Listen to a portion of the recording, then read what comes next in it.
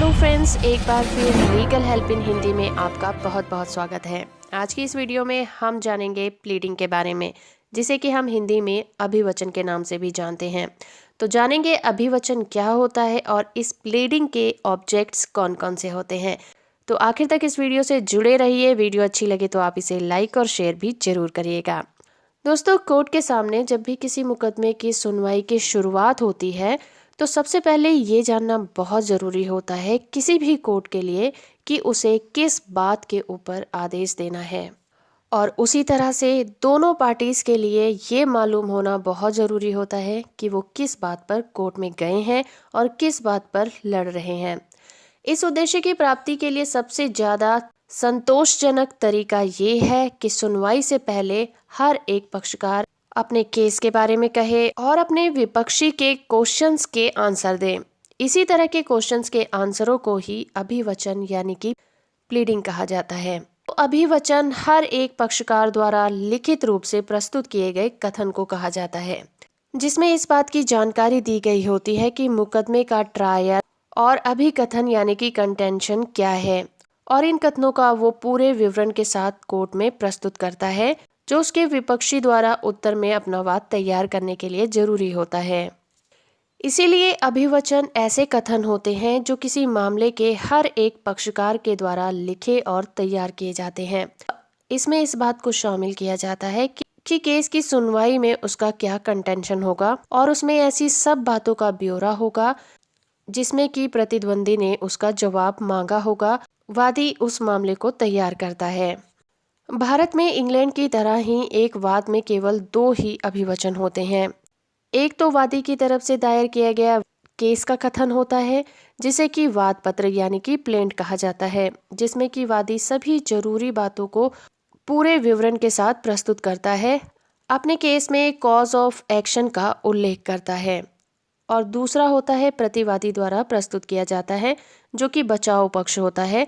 उसे हम written statement भी कहते हैं या फिर लिखित कथन भी कहते हैं, जिसमें प्रतिवादी वादी द्वारा किए गए सभी सवालों के जवाब देता है और अपना पक्ष प्रस्तुत करता है।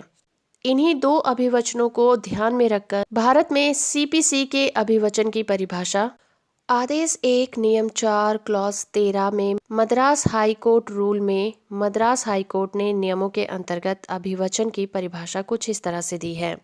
अभिवचन में वाद पत्र, लिखित कथन, याचिका, स्पेशल केस, अपील और मेमोरेंडम तथा आपत्तियों का मेमोरेंडम शामिल होता है। चलिए जानते हैं ओरल प्लीडिंग के बारे में।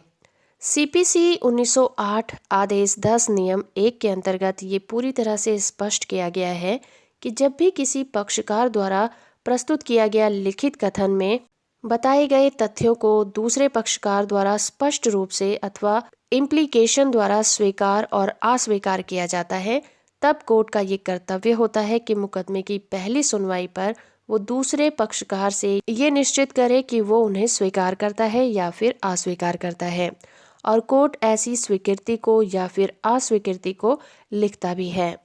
तो चलिए अब ये जान लेते हैं कि अभिवचन के उद्देश्य क्या होते हैं। पक्षकारों को निश्चित वाद पदों को लाना। अभिवचनों का काम उन बातों को ठीक ठीक रूप से अभिनिश्चित करना होता है जिन पर पक्षकारों में मतभेद होता है और जिन पर वो एक मत है, जिससे कि दोनों पक्षकारों को किसी निश्चित बिंदु पर लाया जा सके। दूसरा ऑब्जेक्ट है पक्षकारों को अचंभे से बचाना।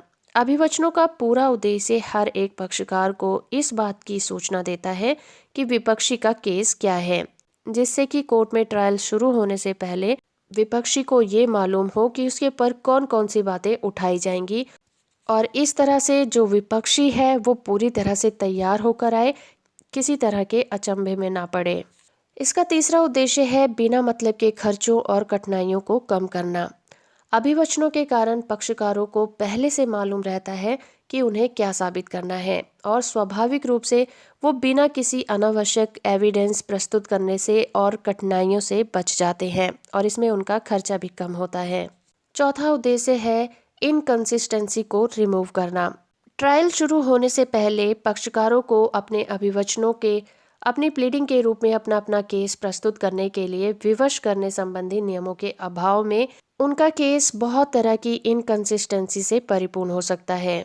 पांचवा उद्देश्य है बिना मतलब की देरी में कमी करना। अभिवचन नियमों के कारण उस समय की बचत हो जाती है जो अनावश्यक और असंबद्ध एविडेंस का परीक्षण में लग जाते हैं। इसका छठा और आखिरी उद्देश्य है कोर्ट को सहायता प्रदान करना। अभिवचन का काम केवल पक्षकारों को ही लाभ प्रदान करना नहीं होता, बल्कि कोर्ट की सहायता करना भी होता है, क्योंकि अभिवचन उस क्षेत्र को अंकित कर देते हैं जिसके बाहर पक्षकारों के बीच विवाद को विस्तृत नहीं होने देना चाहिए। तो दोस्तों, ये था वीडियो अभिवचन यानी कि प्लीडिंग के ऊपर। आई होप कि ये वीडियो आपको बहुत ही ज़्यादा हेल्पफुल होगा। अगर वीडियो अच्छा है तो आप इसे लाइक और शेयर जरूर करिए। चैनल को सब्सक्राइब कर लीजिए, साथ में ऑल नोटिफिकेशन बटन को ऑन रखिए।